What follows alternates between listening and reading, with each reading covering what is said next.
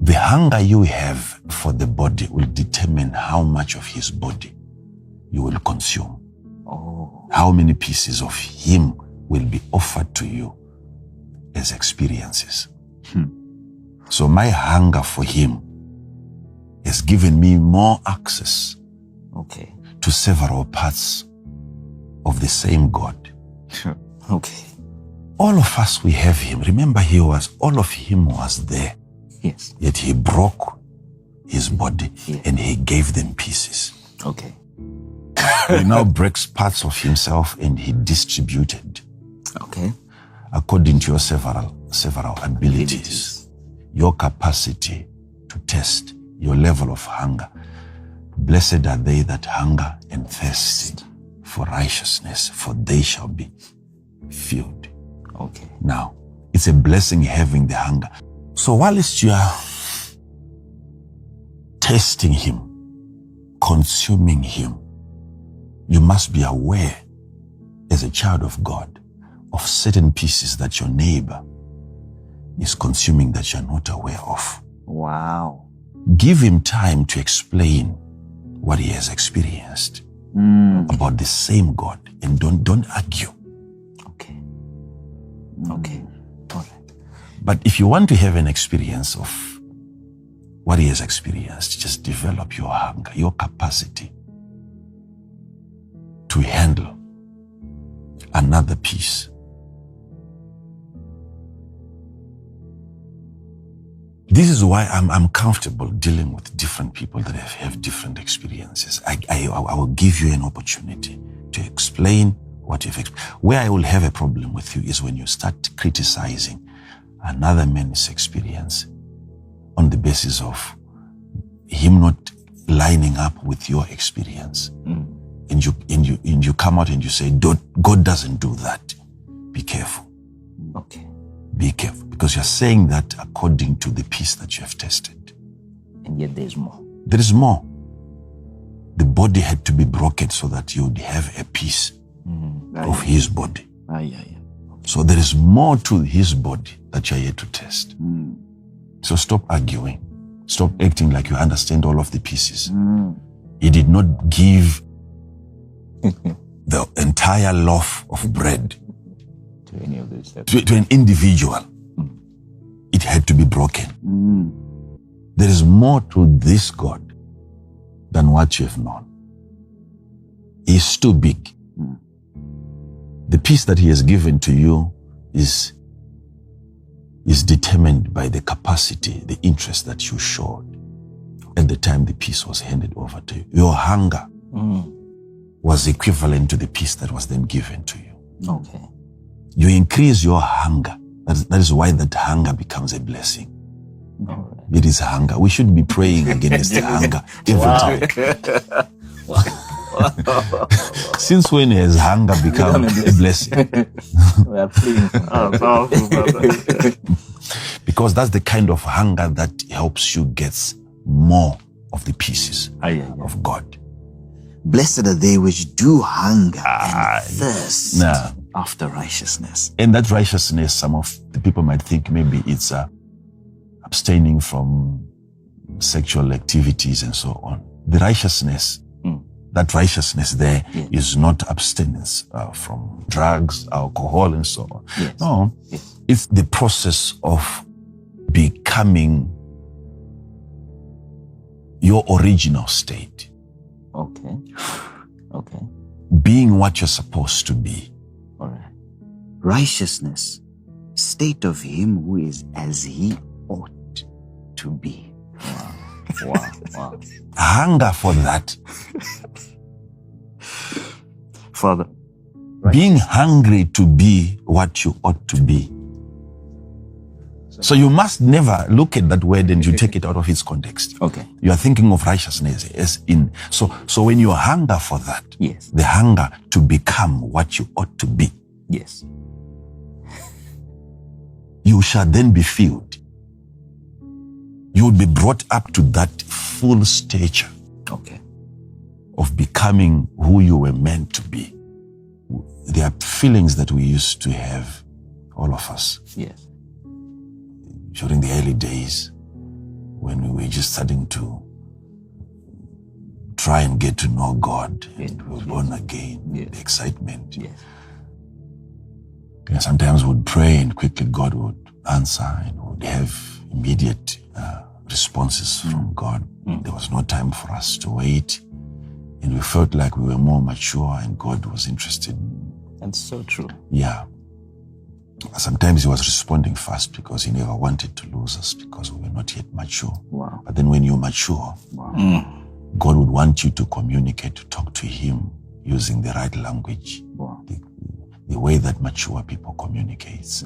Remember, Paul says, when I was young, I would speak like a child, but now I'm old. Yes. There is a language. You have to grow in the way that you communicate with God. There comes a time when God ignores most of the things that you're saying in prayer simply because you are not using the language of the mature. Unlike the first days that you used to pray, God was not really concerned about you having to pray the right way. You just needed to be the right person praying. Wow. So being born again would make you the right person. And praying the wrong way, God would still answer. But there comes a time when God's focus now is on your maturity. And he wants you to improve in your vocabulary. He wants you to develop in your way of communication. He wants you to be upgraded. And when that time finally comes, he has to ignore most of the prayers that you do so that you keep finding out where the fault is until you realize that this is not how gods speak. Maybe I've not been asking well. Maybe I have been begging. And that is not the nature of kings. Wow. Because in the mouth of the king there is power. Not in the mouth of a slave, not in the mouth of a servant. So when you get to that point where you have to learn to speak like a king so that you command power, and you keep speaking like a slave, then you will not have the King of Kings responding. Because he's not the king of slaves, he's the King of Kings. So when that time comes, you start experiencing delays in some of the things that you pray for. So in that moment, you feel like you've lost an experience that you used to have of having your prayers answered faster. But comparing the two scenarios, you are now more mature. Now, when God seemed to be ignoring you, than the times that you thought you were mature because God was quick in his responses. So maturity can actually bring that delay in some of the results that you're anticipating. Because sometimes maybe you might want to copy your neighbor who is yet to mature in the things of God, and the things that he's asking God to do for him are things that, because of your maturity now, you're supposed to do for yourself. You see? So God might not really be swift in providing certain answers that he knows that you have. So the responsibility has shifted to you. Yes. Because you are now expected to act mature. Yes. Because you are mature. You are no longer a baby in the house that if you're hungry, we have to cook for you. All you know to do is to cry and somebody has to cook, prepare porridge for you. But when you are mature, you shouldn't even tell us that you're hungry. You know where the pot is. You know where the pantry is. You go there and you prepare. So prayer is not expected by the parent from a mature daughter who knows how to prepare food for herself. Thank you. So if she cries like a baby, that's the kind of a cry that we are supposed to ignore as parents, looking at the maturity of the one crying. Wow. So she must not be tempted into copying the baby. Well, the temptation will be there. Yes. Looking at the results. Yes. Why is it that when she cries, everyone is running around? Yes. And she wants to have that same response. That's what most Christians do. How come he prays and suddenly God is up and down, making sure that she gets answers? It's because she's still young. Wow. When you are mature and you cry, God has to ignore you. Because you're mature. Yeah, because that's not what maturity is supposed to do for you.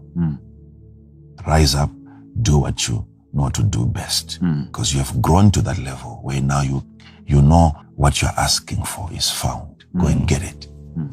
Go and get it.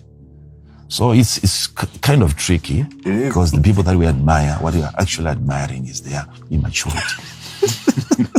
You see, so you have to grow in the things of God, and that is going to help you. So when you mature, even that silence of God can become the voice of God. You would know what God is saying when He's silent. Wow. So maturity, it brings you to that place where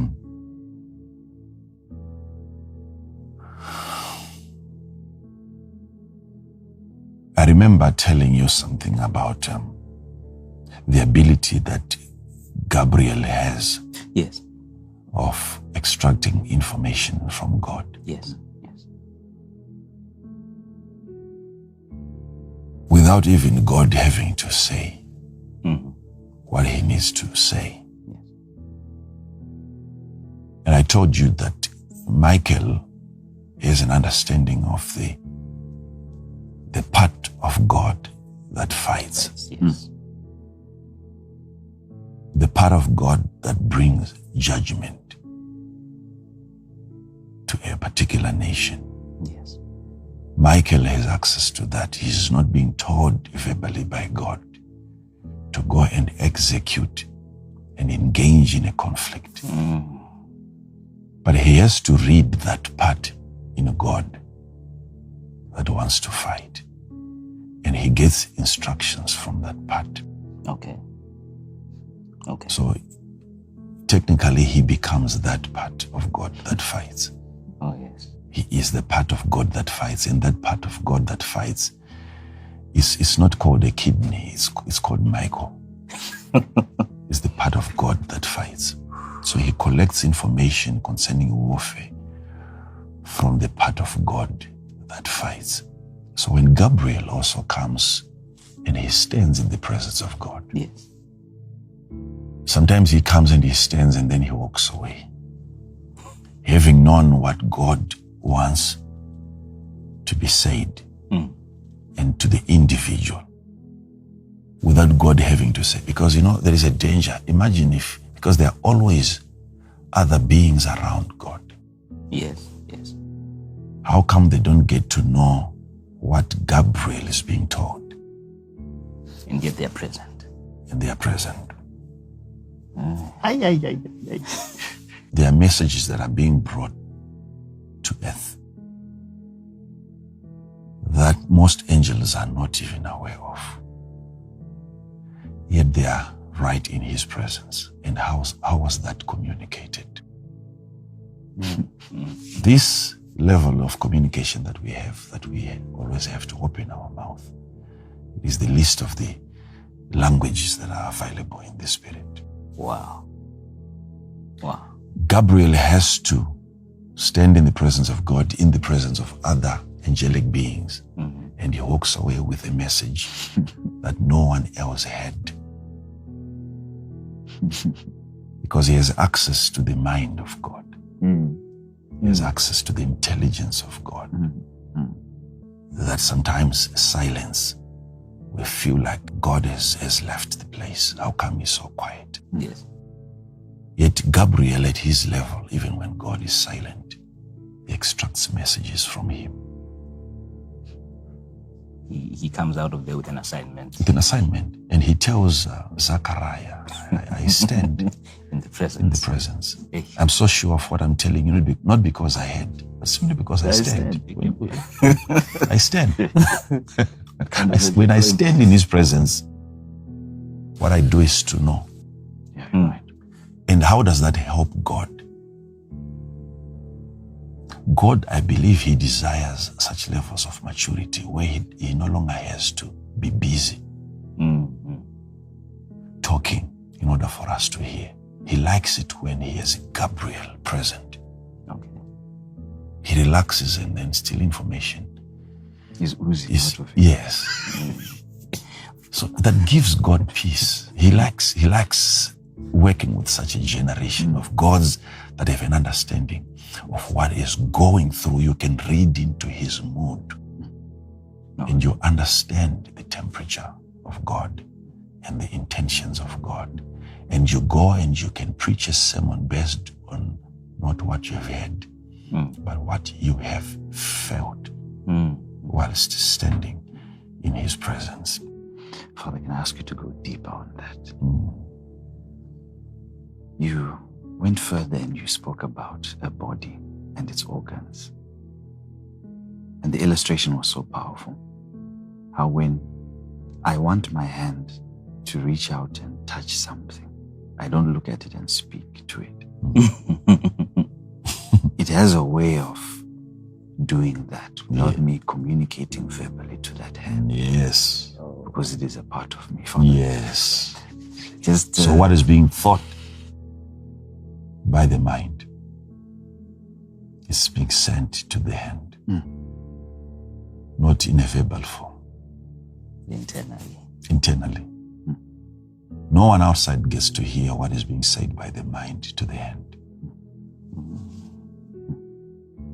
So all that the hand needs to do is to connect. It's connected to the brain that is thinking. And then suddenly you can see the movement of the hand. Which part are you? You see, I can give you another example. Thank you. Since you brought that one up.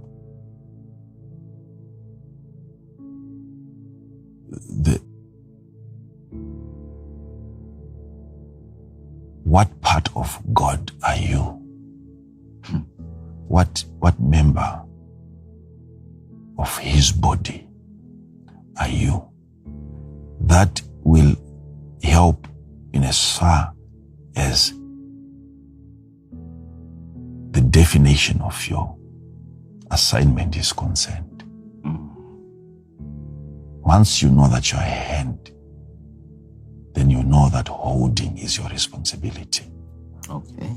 All right. Touching is your assignment. Thank you. If you know that you are an ear, you know that you specialize in hearing. So just taking time to know what part of the body you are, you'll immediately get to understand that if I'm the leg, then I'm responsible for movement. Wow. Okay. You see. So if you say that I don't know my assignment, it means even your identity, you're not aware of it. But when you look at Christ, let me give you something which is so profound that people might not be aware of, and I know most people are not aware of that. This knowledge of God, our knowledge of God, which is the reason why we keep fighting, even as God's children, it is based on our misunderstanding of a God that can be understood. Okay. Paul comes and he declares to them the unknown God. Yes. And he made them to know. Yes. The God that was not known. When Jesus breaks the bread, yes,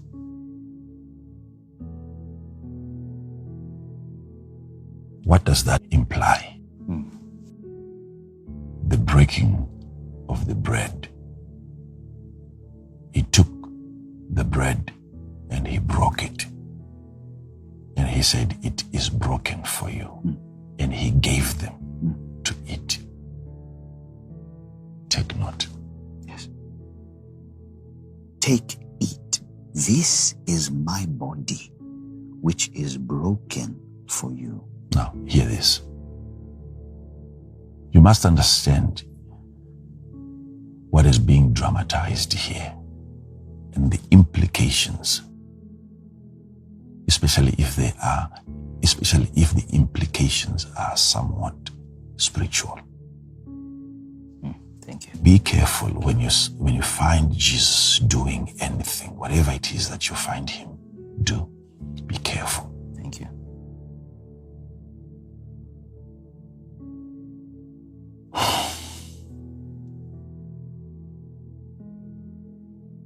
we know that our salvation, there was need for the blood, for the remission of sin. Yes. It would only be the blood for sin to be washed away. Yes. So let me not talk about the blood,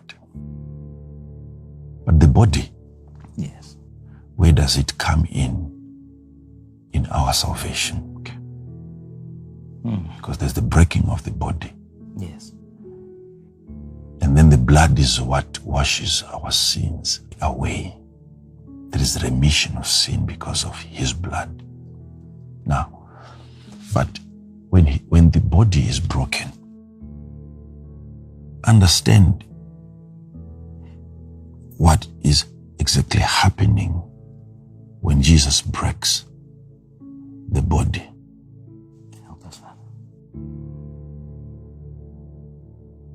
He breaks the bread, which is his body.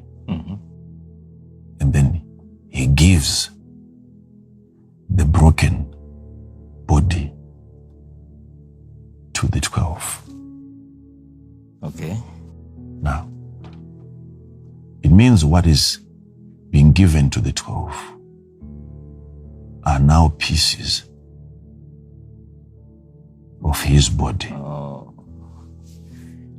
So each disciple gets to test a part of the same body that the next disciple has no idea of. This is profound. Now, which might result in them having disagreements when it comes to the taste Of the body. Powerful. of the body, which is the reason why Christians fight. This is too much. Because each person would want the God that he has tested. Yes. Several men of God, they want me to talk about what they know about God. They want me to preach about what they have experienced, a peace that was given to them. This is very It's like people want to know what they already know. Yeah. They want to be told what they know. They think that the peace that they got of the body is all there is. Understand, when the body is broken. Now, where you might have questions is, but you said when we get born again, we receive all of him. of this fullness. Yes. Yes. How come you're talking of pieces of him? I can explain that. Thank you. Thank you. I can explain that by reminding you that when he broke the bread, which is his body, Yes. all of him was there and he was the one breaking. Okay.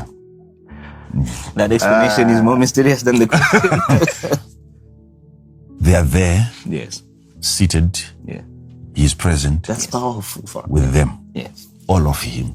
Okay. Yes. All right. All right. And all of him is giving parts of it. In all of him.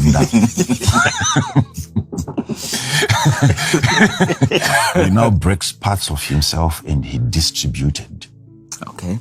according to your several abilities, your capacity to test, your level of hunger.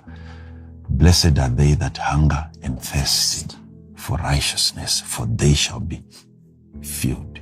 Okay. Now, it's a blessing having the hunger.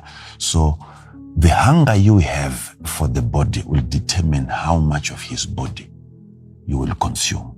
Oh. How many pieces of him will be offered to you as experiences. So my hunger for him has given me more access Okay. to several parts of the same God. Okay. All of us, we have him. Remember, all of him was there. Yes. Yet he broke his body Yeah. and he gave them pieces. Okay. So whilst you are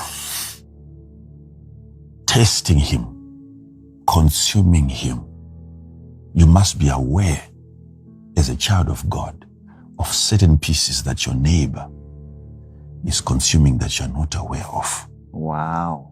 Give him time to explain what he has experienced about the same God, and don't argue. Okay. Okay. All right.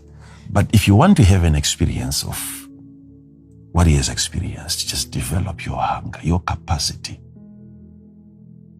to handle another piece.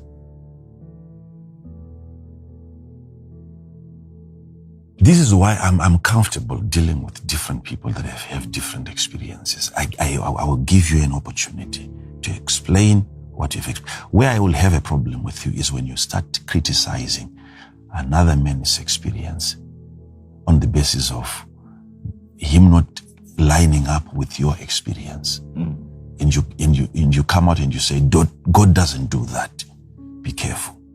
Okay. Be careful, because you're saying that according to the piece that you have tested. And yet there's more. There is more. The body had to be broken so that you would have a piece of his body. So there is more to his body that you're here to test. So stop arguing. Stop acting like you understand all of the pieces. He did not give the entire loaf of bread to any of those steps. to an individual. It had to be broken. So I'm just trying to show you that it is there in scripture. So you're saying I can have all of you. Yes, all of him when you get born again is there in you, is present. But you would not have a test of all of him. As you increase your hunger and your thirst, the more pieces are allocated. Wow. That's when I said it is the part of God that you have known that will manifest. Thank you. The rest of him will be there. The rest of him will be there. It will be like Jesus present right next to you. All of him, you have him, yet you can sink. You can drown until you call out for help. And Jesus will extend the helping hand and he pulls you out of the water. You can die in his presence. Somebody can give a prophet in the Old Testament as an example. Yes. And tell you that there's a prophet who used to fear God, who was a friend of God, and he was broke, he never had any money. And then you bring that here and you want to set it as a template. Yes. Yes. Simply because he feared God and he was poor. And you want every person who fears God to be poor based on that prophet's experience. It's the peace. All right. It's the things about God that he chose to not know. So the responsibility is to you, the individual, to decide what you want to know. You can decide. You can decide today. There is more to this God than what you have known. He's too big. The peace that he has given to you is determined by the capacity, the interest that you showed at the time the peace was handed over to you. Your hunger was equivalent to the peace that was then given to you. Okay. You increase your hunger. That is why that hunger becomes a blessing. All right. It is hunger. We should be praying against the hunger every time. Since when has hunger become a blessing? We are praying. Powerful. Because that's the kind of hunger that helps you get more of the pieces of God. Blessed are they which do hunger and thirst after righteousness. And that righteousness, some of the people might think maybe it's abstaining from sexual activities and so on. The righteousness, that righteousness there is not abstinence from drugs, alcohol, and so on. Yes. No, it's the process of becoming your original state. Okay. Okay. Being what you're supposed to be. All right. Righteousness, state of him who is as he ought to be. Wow. Hunger for that. Father, Being hungry to be what you ought to be.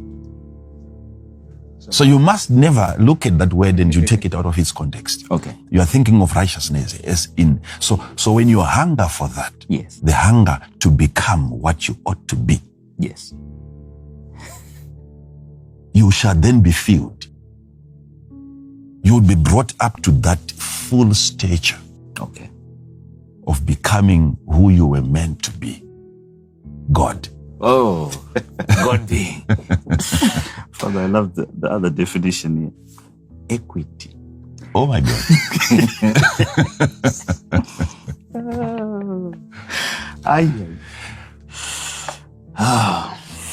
People of God, this is so profound. When you hunger for that, when your desire is to become that which you ought to be able to accomplish your full stature, to have all of your abilities in place and be able to manifest as the offspring of God. That is righteousness. So, you increase your hunger. You've just increased your capacity to download from his body. You increase your hunger. And that hunger was said in several places. Even Paul talks about your desire for spiritual gifts. It's a hunger. Okay. And you will have those gifts coming to you as you desire them, as you hunger for them. Follow after charity and desire. That's chapter 14, right? Chapter 14, 1 Corinthians. Yes. Verse 1. Yes. Follow after charity and desire spiritual gifts. You see. And as you desire spiritual gifts, you are not desiring it so that you are gifted. Okay. In the new covenant, the gifts are already gifts because they were given. Wow. What you're desiring is their manifestation. Oh, thank you. Yes. Thank you. So as you are praying, you are being brought to that level of knowledge like I'm teaching now. You know, instead of asking for the gift, you're no longer asking for the gift. It is the manifestation of the gift that you have already that you are praying for. And how you should pray for that, I promised.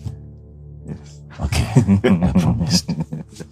You must be aware of what you have. That's what we said a few days ago. Yes. Be aware Yes.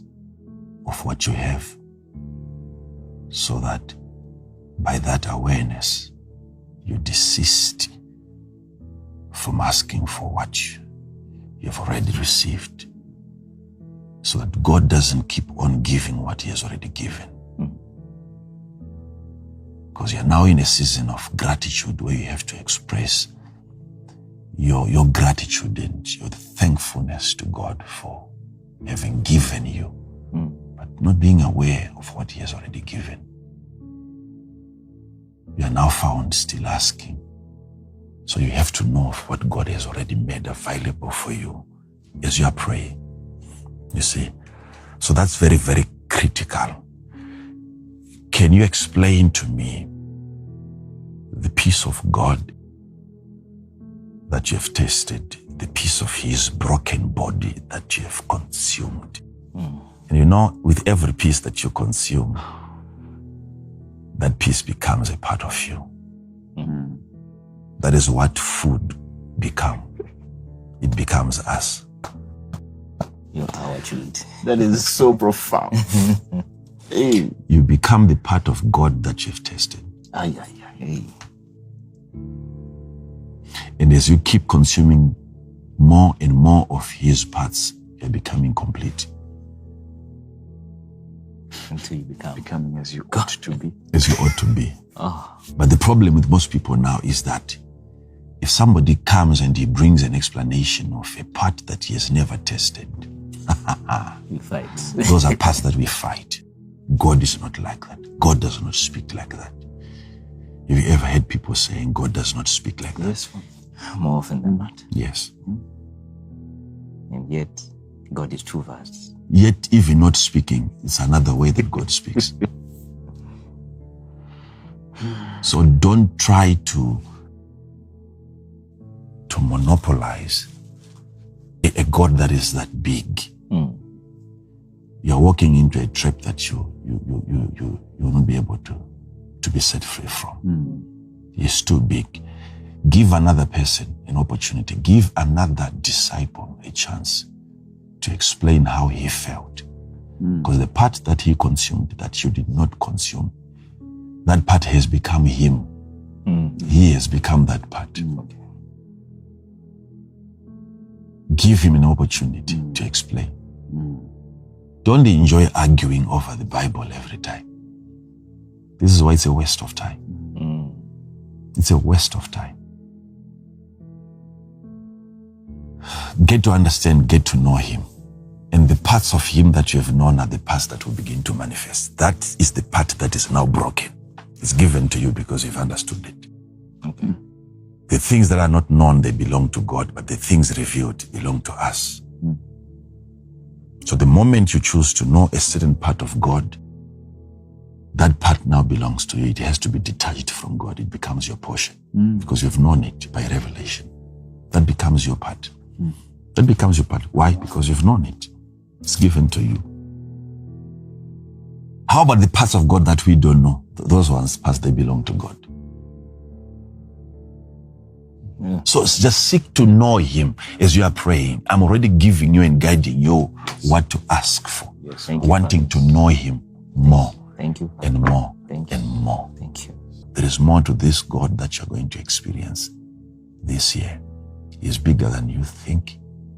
He is bigger than any of the challenges and any of the problems that you're having. He's bigger than that. And I believe and I know from the experiences that I have had in the Spirit concerning what is going to befall you this year, that he will be proving to you every month that he is God and he is powerful. Thank He will not disappoint you. You will be glad that you're a part of what God is doing and a part of what God is saying now. I pray that he blesses you like he has blessed you before. I pray that blessings will manifest. There's an increase of grace and a multiplication of spiritual abilities. you. And then God is empowering your hands like he has already empowered them. You will realize a lot that God has invested in you. He has promised you that he will never leave you and he will never at any time forsake you. He is your God. He is your Father. He is your Master. He is your King. He is your friend. He is your helper. I pray that as you are praying, you are guided. As you are praying, you are reminded. As you pray, your light will shine even brighter. As you are praying, your capacity is enlarged. You are becoming bigger by each day. Every minute that passes by, you are becoming more glorious than before. You will not face defeat.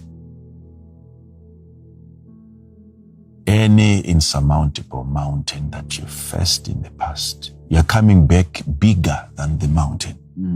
Receive. It has now become an empty hill. You will pass over it without you even noticing. I receive. You are bigger than any challenge. You are bigger than any problem. You are bigger than any disease. You are bigger than that. He has placed you above rulers, principalities, and powers. I receive. You are stronger. You are better than before. God is not just on your side. God is in you. And I pray that every experience that you are going to have as you are praying, that experience becomes you. The part of God that God is ever going to reveal to you, you will own. You will own. Become that part. When God's hand touches you, you become immediately God's hand. And you will go around touching lives, you become an extension of God's hand. Oh, I pray that the moment God speaks to you, he has given you his mouth, and you become the mouthpiece of God. Whenever you speak, the people around you will hear the voice of God because you heard from God. You are well positioned, I know. So keep praying, keep talking to him, and allow him to tell you what to pray for. For you know not what you ought to pray for, but the Spirit itself. He has groanings that cannot be uttered. Allow him to express himself through you and help you express yourself through him. I minister to you life tonight. I minister to you healing tonight. And I minister to you, there is a blessing of peace that is coming upon your house. Whatever you do, wherever you go, your life is comprehensively insured. You will recover everything that you've lost. And believe me on this one. Take it to the bank. God is in this. I know there could be 1 or 2 people listening to me tonight. Where you are, it is as good as you are in a furnace. But he's right there. God is in this. He's bringing you out of this situation. You might not know how, but what you know is him. He's bringing you out of this situation. And I know him, he specializes in setting free captives. You are coming out. Watch as the year progresses and as we keep unveiling pieces of his body to you, and each piece that you taste, you become that.